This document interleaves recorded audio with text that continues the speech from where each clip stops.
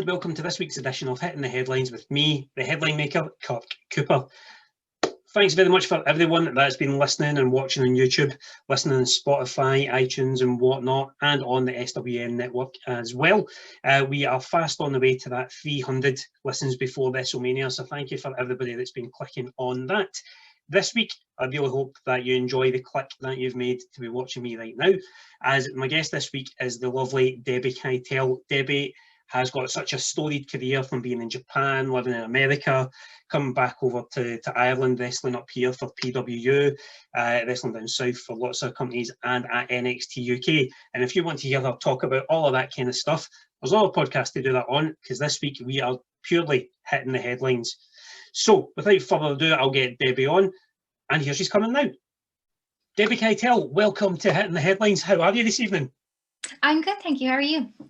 I am not too shabby at all. Thank you very much for joining me as we look back at the last week's headlines in wrestling and have a wee bit of discussion about yourself, about your wrestling career and everything that you've been getting up to over the last wee while there as well. So have you been keeping up to date with a lot of wrestling over the last wee while in your own life?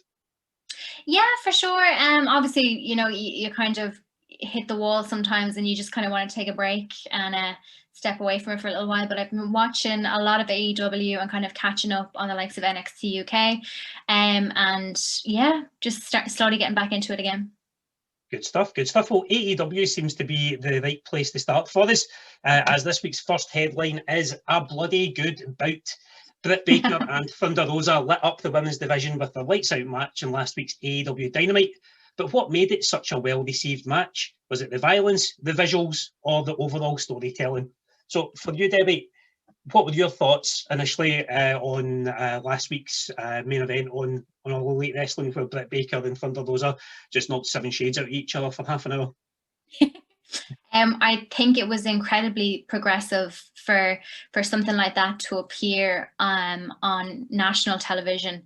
I've never in my life seen two women compete in a hardcore match on TV, where there was so much like you said, violence, blood. It was extremely hardcore.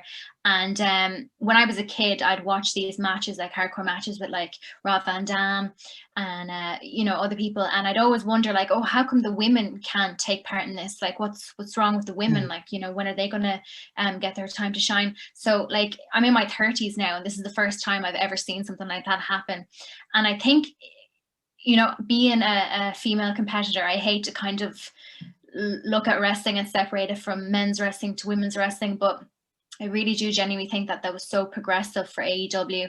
And, you know, to have it on national TV for people to watch, and for it for the cameras not to shy away from the blood or to try and cover up angles, like it was just all raw. It was incredible, like, and the storytelling throughout that, like you can tell both competitors went out there and they were like, whatever happens, but we're going to put on the best match on the card, and they really did. It was incredible. It was, and you know, on last week's episode, I was discussing this with Molly Spartan as well, about women getting more of a shot at main eventing, not just weekly television shows, but pay-per-views as well. And with AEW's women's division, they maybe haven't had enough star power as such to get to that level so far, but I think last week it definitely showed that they have got the bones of a women's division. They're not only with Britt Baker and Thunder Rosa, but with a lot of the Joshies that they're bringing in as well. Do you think that being a hardcore match, do you think that maybe giving them that platform at the top of the bill, do you think it would have been better served to have the women having, you know, a straight up regular kind of wrestling match as opposed to something that was so gruesome and so violent in parts? I think because, I mean, they've had an ongoing feud.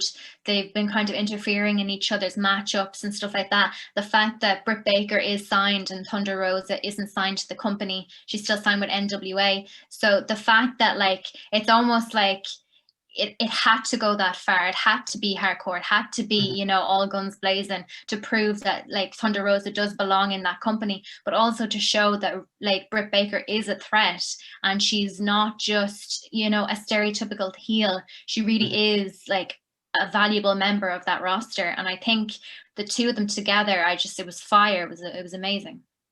Were there any spots in the match or any moments in the match that you think would give it that iconic status? You know, we're all used to seeing, you know, the pictures of Cactus Jack from many of his hardcore matches, the Stone Cold visual of the Crimson Mass running down his face. There was a lot of that kind of stuff going on. Was there anything that stood out to you from that you think will kind of live on for years to come? I just think, like, I think Lance Storm touched on this on Twitter recently, when Bobby Eaton was jumping off the top rope into a knee drop, and he said, "You have no idea how hard it is to lie there, know that's coming, and not flinch." And what really stood out for me is, you know, obviously, you know, you can't control everything that happens in a ring, especially in the likes of a no DQ or a hardcore match. So the fact that, you know, they realized they were bleeding. They realized that, you know, oh, I'm actually really hurt here. There's something wrong. And they did not flinch. That is dedication to their characters, to the show, and to the feud. And I just think, like, the fact that those pictures are out there and they didn't flinch. They you know, Britt Baker looked into the camera, the blood was dripping down her face. And it was the Stone Cold Cactus Jack moment where I was like, oh, she's a bad bitch. And, like, you know, it was iconic. It was amazing. The bit that got me was the power bomb onto the thumbtacks. You know, we're used to seeing power bombs and whatnot, and even with the fellas when they're getting power bombed onto tables and whatnot, they're going from quite a height. They're going from, you know, usually they're about, you know, 6.5 feet and down. But with the women, because there is such they're a lot shorter, that impact is coming a lot quicker, a lot harder, a lot heavier. Like I went so hard that I fell off my couch when I was watching it. It was just, could just feel every one of those thumbtacks going in. It was some sight. And Absolutely. Even the finish as well, the way that Baker kind of recoiled when she broke the table because she was all caught up in it. It just obviously that was, you know, circumstantial of what happened. It probably wasn't meant to happen that way, but it just made it look even more badass. I was just very, very impressed with it. And then in general with the AEW women's division, as mentioned earlier on, they're bringing over a lot of Japanese talent, the likes of Maki Ito, Ryo and Ryo, and a lot more of them. You've also had experience wrestling in Japan yourself. Are you so happy to see a lot of Japanese wrestlers now getting this worldwide platform that they might not necessarily be getting? Absolutely. I mean, I met Emi Sakura when I did a training session with Pro Wrestling Eve years ago, and she invited me over to train with her. And I had only seen, you know, little bits of her here and there. There wasn't a huge amount of stock on YouTube or, you know, the usual places you go looking. And I remember when I was over there and I was training with her, like, she was just so highly respected, and, you know, to finally see her get the platform she deserves, like, it's so wholesome, because she really is like a queen. She's such an amazing person. And the likes of Maki Ito, who's been hidden, you know, within DDT for so long, and now people are finally seeing that, like, you know, there's more to wrestling than, you know, strong styles, technical. Like, there is, like, a lot to be said for that kind of comedic performance as well. And I think the minute she showed up in AEW, like, she was just a star from the get-go. Yeah, she's been a breath of fresh air for the division and for the show as well. You know, I watched a bit of Elevation the other week there, and just the way that she presents herself, you know, I think there's an argument that there should be a lot of seriousness attached to wrestling these days because it has gone so far from how it was in the olden days. But just having a character like that to come in, just be larger than life, although she's so small, you know, be so out there and wacky and zany. AEW does seem to be the right fit for her in that regard. Like, I think there's a lot to be said for that. Like, when people think that, you know, wrestling should be serious and, you know, you're emulating a fight, at the end of the day, you know, like, if you have someone who's like, I don't know, like, so, like the class clown or something like that gets into a fight, he's still going to be himself, and he's still going to, like, you know, if he gets attacked, he's still going to fight back.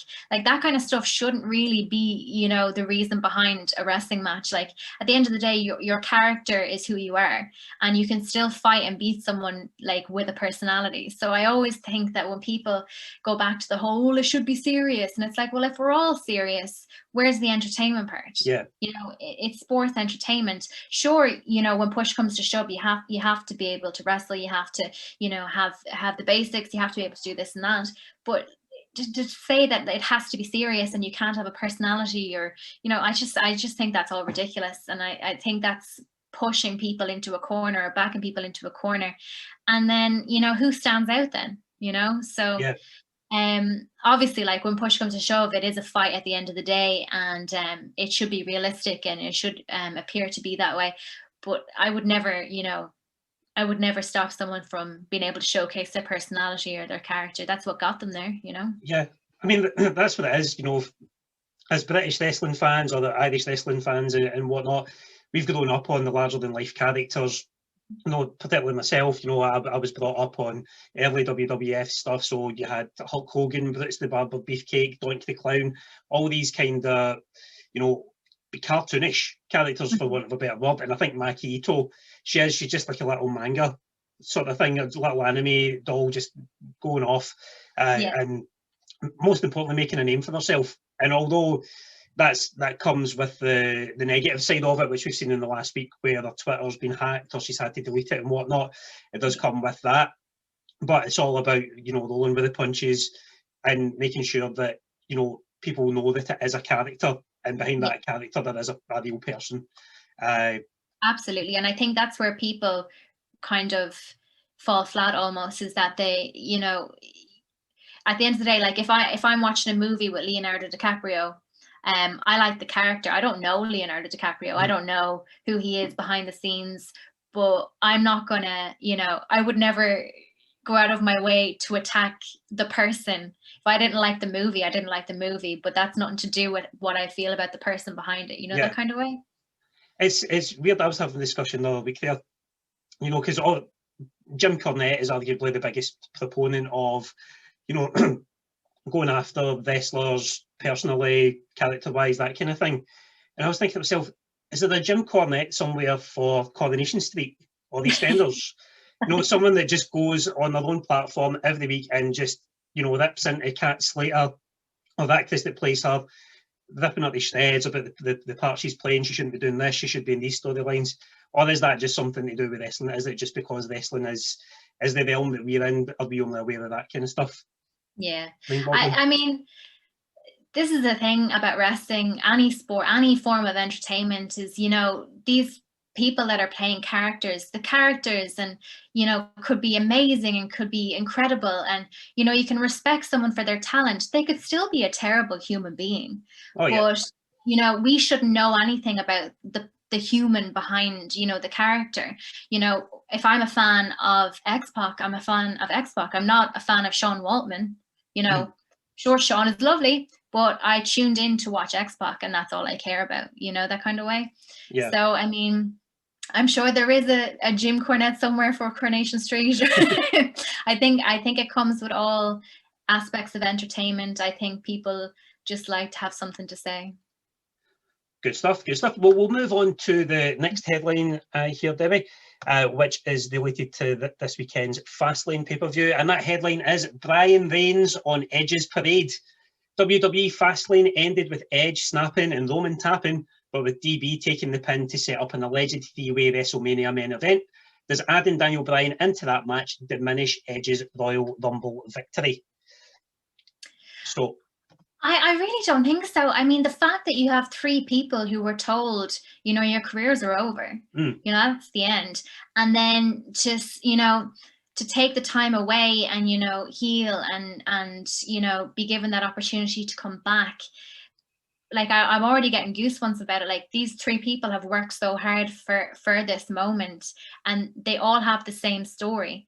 You know, you have the vet, you have the technical wrestler, and you have, you know, the sports entertainer, the hoss. So it's three completely different styles, three completely different characters and people. But they all have the same motive. You know, this is their chance, and it could be their last chance. So I just think there's going to be so much excitement around that. There's been a lot of talk of the addition of Daniel Bryan into the match, though, and that, you know, because there has been such a long protracted story from the Royal Rumble till now, that the story was going a bit cold between Edge and Roman, but they've brought Daniel Bryan in to heat that up, much like they did, you know, a few years ago with the whole Batista Randy Orton stuff. Do you think that says a lot about WWE's faith in Daniel Bryan, that he can pull these storylines back up to where they should be, or is it an indictment on the creative side of things at WWE that they're having to rely on bringing other people in to heat up their feuds? I mean, obviously, like, I'm sure writers weren't prepared to be stuck in a pandemic and to be working with, you know, only a select group of people and stuff like that. So, I mean, we don't know, are they writing, you know, months ahead, weeks ahead, you know, are they on the fly at this stage, you know? I think adding Daniel definitely, you know, spices it up. And almost, you know, I was excited for Roman versus Edge, you know, WrestleMania moment. But adding Daniel Bryan in, I just think he's the ultimate baby face. And at the end of the day, like, you know, Edge will get his WrestleMania moment. We don't know if he's going to stick around. So why not build someone else up back into that storyline, into the main event storyline, you know what I mean? So I don't think it was a case where the writers panicked and said, oh, we better put someone in here just to liven it up, because it's kind of progressing for a little bit too long now. But I definitely think it adds, just like that, a little bit more tension to the overall feud, because now, like, you have the likes of Roman did tap out to Daniel Bryan. Edge didn't care, came in with the chair. Like, there's just so much drama. So I do think it'll be very interesting. I think that's the lasting thing from the match for me, was that visual. Again, going back to the visuals of Roman tapping. Because there's no doubt, there's nothing that, you know, Paul Heyman can come out and say now that, you know, it was a travesty, blah blah blah, it was a fix or anything like that. They've got that visual, and the way that it was just the camera was just so zoomed in on it for so long, gets the tap, and then you just hear the thwack, Edge coming into the chair and taking out Daniel Bryan. It's been something that Roman Reigns has really exceeded in since coming back, is the storytelling in his matches, whether it's been, you know, because of the lack of crowd, he's been able to be more vocal in the matches, but he's really brought out this new range of emotion and acting and whatnot. And, you know, it's just, it amazes me that the change in him, like, since before his illness and since before that, it was very much, you know, a creator wrestler, in my opinion. It was good, and he had the character, but there was that wee thing missing, that connection. But the work that he's done, whether that's as a result of, you know, taking stock of everything that was going on in his life and wanting to make the most of it, whether he's got magic new teeth that have just given him this absolutely brilliant acting ability now, I don't know. But for the first time in a long time, probably since the Shield first came in, this is the first time I've been properly invested in Reigns there. And absolutely.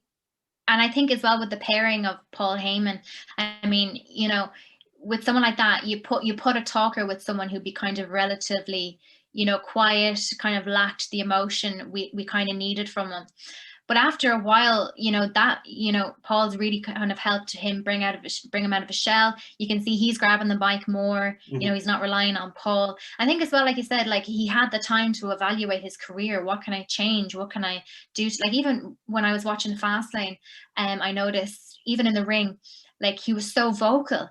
Like, you could hear him, like, and it was like what he was saying was very, like, that there was the emotion and kind of what we were looking for all this time. But you put him in with someone experienced like Paul Heyman, I mean, of course you're going to grow. Yeah, it's been absolute gold. And on the other side of that as well, you've got Edge. He's came back at the Royal Rumble last year. He's been a face for the last, you know, 12 or so months. But everyone wants Dickhead Edge. Everyone wants the vindictive, the opportunist Edge, and that's what we brought back. That's what was brought back in Sunday Night there. And again, it ties back in with, you know, building Daniel Bryan as the face again. I think it's probably going to be the highlight of WrestleMania weekend, in my opinion. All this this whole melting pot of stuff that they've got going on. Now, another thing I was going to relate to this one with you there, Debbie, as well, is you mentioned earlier on about how it's 3 guys that have come back from career-ending injuries. It did end the careers of 2 of them. It paused the career of one of them, and now we're getting a WrestleMania main event, which we could only have imagined on, W2K21 or whatever. And you've been by the side of one of your best friends in wrestling, Katie Harvey, who had a similar, career-threatening injury, and you saw her come back before the pandemic and reach the heights of the OTT Championship again. How hard was it to be a friend to Katie at that time, or how did your friendship, develop or blossom as a result of that injury that she had, and getting her back to where she rightfully should be? When that happened, I remember the moment it happened, and it's so funny because Katie was the person that taught me how to cover up mistakes, or how to work on the fly if something goes wrong and you need to cover it up. So when that happened, I covered her straight away, and I picked her up in a full Nelson, and I said, "I'm going to put you out the back." And she was like, I couldn't move. And she was like, just continue. So like, you just kind of just go blank, but you remember that it's still a fight, So we continued. I grabbed Raven and we ran a spot and stuff. But I remember the whole way through that match, all I kept thinking of is like, I'm like, I don't think I want to wrestle ever again. If I could take away, or be responsible, or, be a part of why someone is injured, it really messed up my head. And I remember going backstage, and Katie had been brought back to the hospital. I literally didn't even change out of my gear. I just put my jacket on, and I got in a car, and I went straight to the hospital, and I stayed with her all night. To watch her come back, it was honestly just incredible. I was more so afraid to touch her or to lock up with her in case I hurt her again. Or like if I jigged to the wrong way, or, I was more nervous than she was. She was just raring to go, like, which was incredible. Like, she was so inspiring the whole way through. She had like all these lists of her goals and her weekly goals, and like something could be like as small as like, I'm going to pick up a spoon and feed myself. Like, and when I think of that, like, I just get very emotional, because I actually had to feed her in the hospital when I was going to visit her. Yeah. To see her just, she fucking got in unbelievable shape. She was down training. She knew what she could do. She knew what she couldn't do. She knew if she overexerted herself that it could be another 2 weeks rehabbing. So she had the most positive mindset. And I always say to her, like, if that had been me, I just don't think I would have come back. And if it wasn't for Katie, I actually think I would have left wrestling, because she was more upset that I wanted to leave because of what happened over what actually happened. You know what I mean? And look, accidents 100% do happen, and I take full responsibility for it. And we talk about it all the time. And she's cracking jokes about it, and I'm still like very sensitive about it. Yeah. But yeah, to watch her come back and to get that moment in the stadium with that crowd, like over nearly 3,000 people, and to hear the crowd for her when she won that belt, and to be a part of it as well. Oh, it was just amazing. You couldn't make those moments up. And that's as a wrestler and as a wrestling fan, that's what we live for. We live for those moments. Now I'm going to take a wee moment here just to do a wee ad break before we get on to the final headline here. I don't have anything silly prepared like I normally would. This time it's an actual advert this week.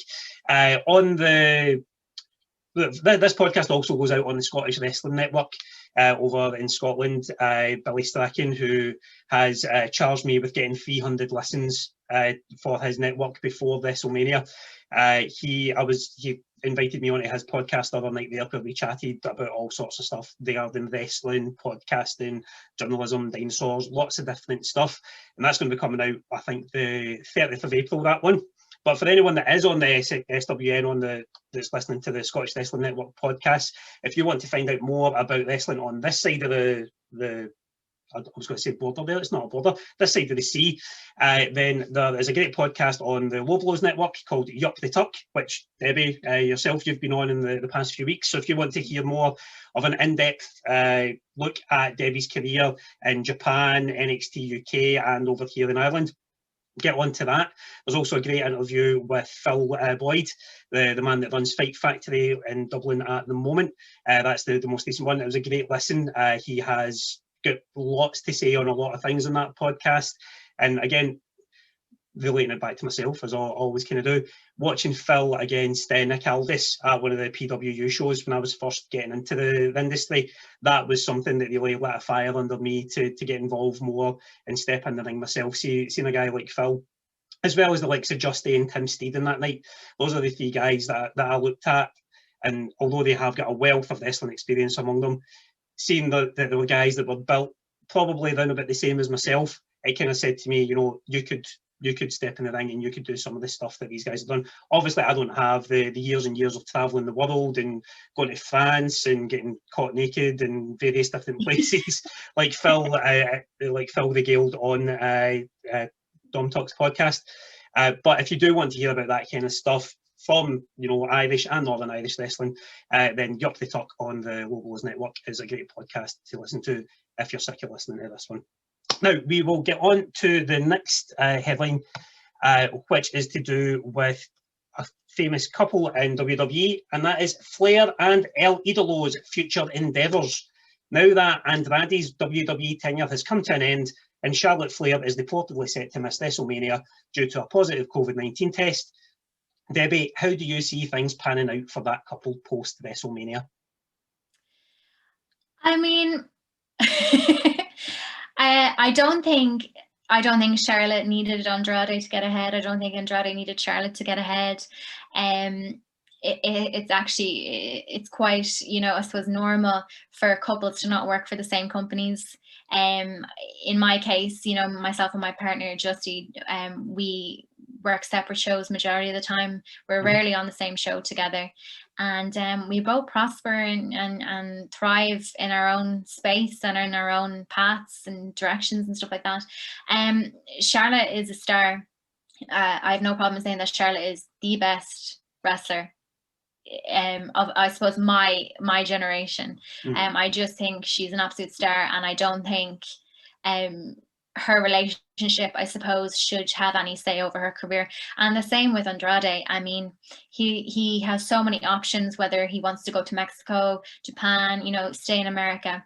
I think either way, you know, their relationship, if their relationship is strong and they're both happy for each other to move on in different directions, then I don't see why that wouldn't work. Well, I mean, that's something we spoke about Britt Baker earlier on. She's obviously at the peak of All Elite Wrestling just now, and her partner Adam Cole has been doing great things over in NXT for many years. So it does show that, you know, partnerships that have developed through wrestling, they can prosper going in those different directions. For the immediate future for Andrade, you know, obviously all signs are pointing to Cody's ear. As the GIF always seems to pop up at this time. Do you think that All Elite is a probable destination for him, or do you think he's going to link up somewhere down the line with Zelina Vega, whether that's All Elite, Impact, or even Japan or Mexico? I really don't know. I'm sure he's not short of offers. He's extremely talented. Just, you know, maybe it might be time for him to take some time out. You know, the offers will be there. He's extremely talented. I see him probably venturing out of the States for a while, whether that would be, you know, going back to Mexico or, you know, the likes of Japan. There's so many opportunities out there. He's definitely not going to be stuck. But if he was to go to the likes of AEW or Impact, I genuinely think he'd be a great member for the roster. He's definitely a top talent. For a short while at training, I never got to do it on any shows, but I had borrowed his double underhook DDT, his hammerlock DDT rather. I was going with that, and then Bobby Diamond from last week's podcast stole that off me. So I then had to find, as happens at training. But with Charlotte, obviously she missing out in WrestleMania, if it is true that she is going to, that is a big blow, considering they were kind of building towards that most recently. She's obviously got a TV show that's going to be coming out, and she's making more and more TV appearances. Do you think that Charlotte could possibly take some time out after Mania and then make a real go of it on television or in Hollywood, much like the likes of John Cena, The Rock, Batista have done? Absolutely. Like, I suppose the last time this kind of came around was like when we were watching the Bellas, how they kind of went from, you know, the wrestling to Hollywood and started featuring in movies and stuff like that.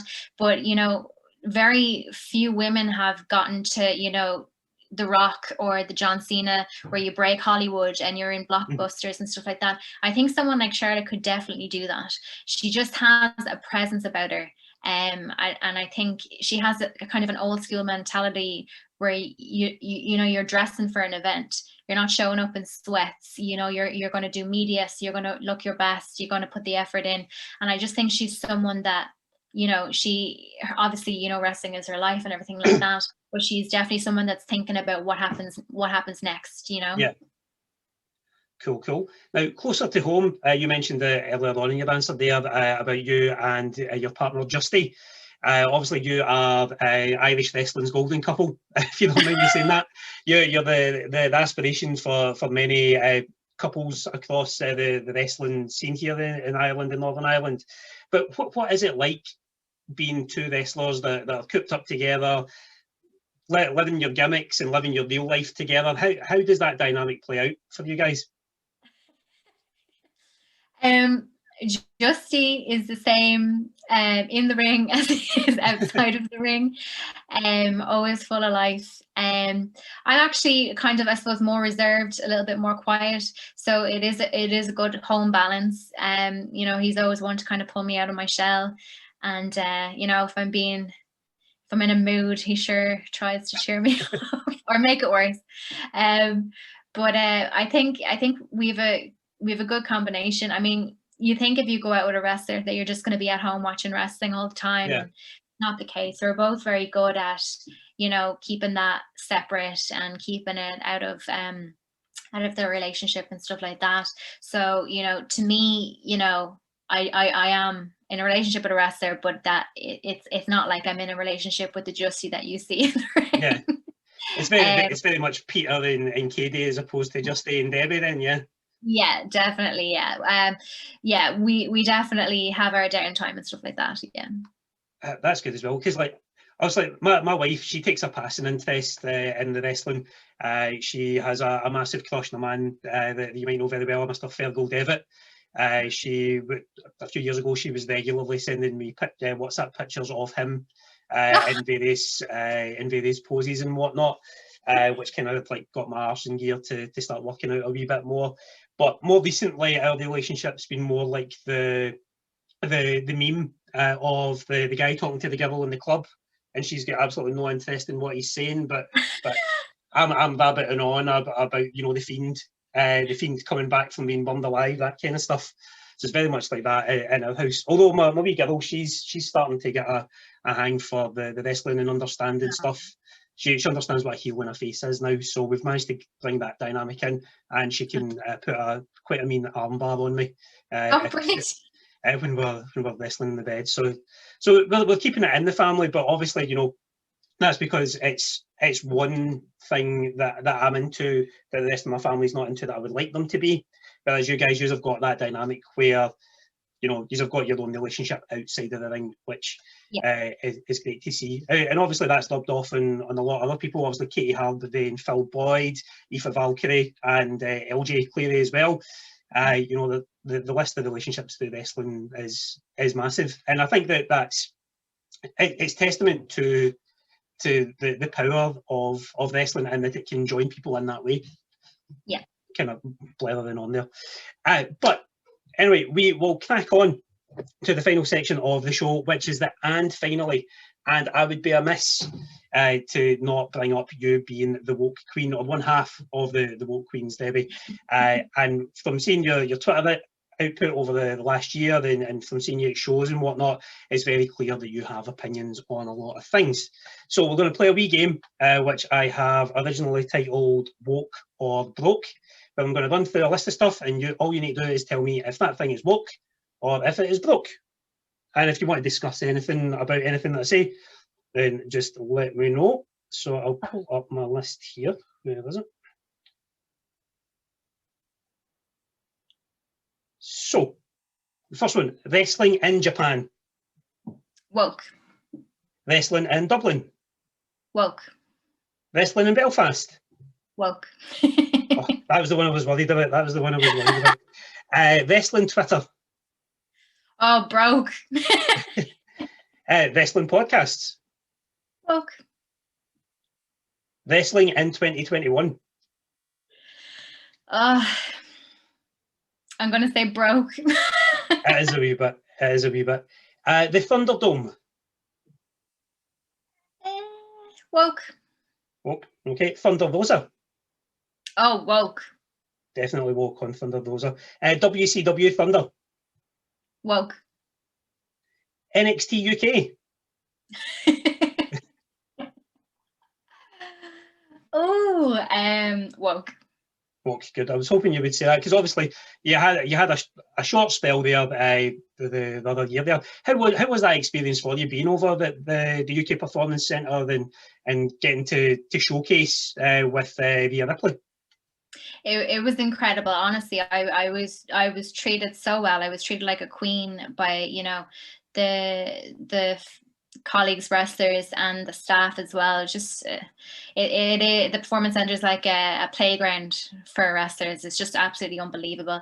And working with Rhea, honestly, heart of gold, just an absolute sweetheart. She's someone that, when you first meet her, you're kind of intimidated just because of the character she portrays, but she's so grounded. She's really got a head on her shoulders, and I have to say she was extremely helpful and really looked out for me during my period there. Awesome. So we go from NXT UK to the sea border between Ireland and the UK. Broke. And the UK in general. Woke. You think so? UK is. Huh? It's broke for me. This last year's. I suppose it depends on the aspect of what in reference to. I suppose I don't want to start any wars, so I'm going to say woke. No problem. Cats. Woke. Yep. You is it two kittens, two cats that you have at the moment? 2 cats, Vivian and George. Vivian and George, lovely. My cat Nico is cutting about in here somewhere. He was clawing at my feet about 20 minutes ago. But it's a tabby. One of them's a wee tabby, isn't it? Yeah.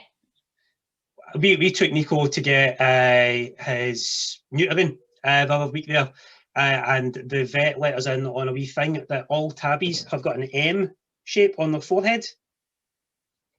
So if you look at George or Vivian, whichever one it is, next time he'll have a wee M on his forehead, and apparently that's because if you're Christian, there was a cat in the stable when Mary gave birth to the baby Jesus, and the M stands for Mary. Or if you, as the vet put it, if you kick with the other foot, apparently the Prophet Muhammad really loved cats, so all tabby cats have got an M on their forehead. Oh. So there's a wee bit of education for you. So from cats to cats that have got their own Instagram accounts. I suppose I'm guilty of it. Woke. The cat or Miss Kitty giving teenagers a coming of age moment at Royal Rumble 2000. Woke. Woke. I'm sure that a lot of listeners will agree with you on that one. Living through lockdown, is that woke or is that broke? Broke. Yep. Living Colours, Cult of Personality. I don't know. Woke. I don't know. Woke. It's CM Punk's theme tune. You can't not be jazzed by that. Living with Justy. Broke. No. Joke. Woke. Okay. Instant coffee. Oh, broke. Costa Coffee? You know what? I've changed my mind. I'm going to say broke. Oh. The only option I have here is Costa, and I don't know if it's just, you know, I'm catching these baristas on a bad day, but the last couple of times I've had coffee there, it's been absolutely rank. So I'm going to say broke. Maybe they just know that you're such a coffee aficionado. Now they're panicking about making a good one and ultimately making a bad one for you. From Costa Coffee to the cost of living in Dublin City. Oh, broke. I saw a thing the other day. It was a whole room to let that had a cooker at the end of the bed for, I think it was €1,300 a month. Just mad. Absolutely mad. I was paying more living in Dublin than I was living in Brooklyn in New York. It's insane. Definitely broke then. Future WWE Hall of Famer Eric Bischoff. Woke. Okay. Television Hall of Famer and Neighbours superstar Harold Bishop. Broke. And the superstar of all biscuits, Lotus Biscoff. Woke. I have an issue with Lotus at the moment. Oh. They need to just stick to what they do best and do the biscuits. We don't need the spread. We don't need the ones with the cream in the middle. We don't need the chocolate covered ones. We don't need cheesecakes of it. We just need the Lotus biscuits. No, you need the Lotus biscuits with the Biscoff spread, and then you just and then you put them together and make a extremely large biscuit. I think the best thing about Biscoff is actually the spread, and it's actually getting to be a problem. Like I had it on my Amazon wish list, and people kept buying it, and it was actually beyond a joke the amount of jars I had in the press. But Biscoff spread is like, it's like crack. It's addictive. It's unbelievable. It was. You can make some really good healthy pancakes using it. I've been using the Pinch of Nom. Horrible name for a book. Horrible name. But the weekend breakfast we've been having, it's been Lotus Biscoff pancakes. So you get your oats, you get the Biscoff, one egg, boom, delicious. Nice. But I'm in agreement with Justy that the spread does taste like someone's chewed up biscuit and spat it in your mouth. We'll go on to the next one. Val Venus. Is he woke or is he broke? Broke. Okay. Valerie by Amy Winehouse. And Mark Ronson. Broke. I hate the song. I hate it. The Zootons version much better. Valkyrie. Aoife Valkyrie. Woke or broke? Woke. Catching COVID. Broke. I'm in agreement there. Catch as catch can.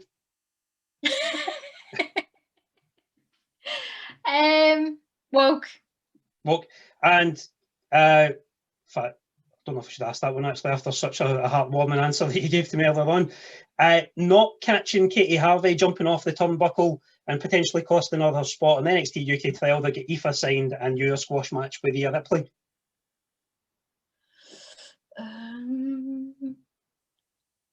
She kind of took one for the team.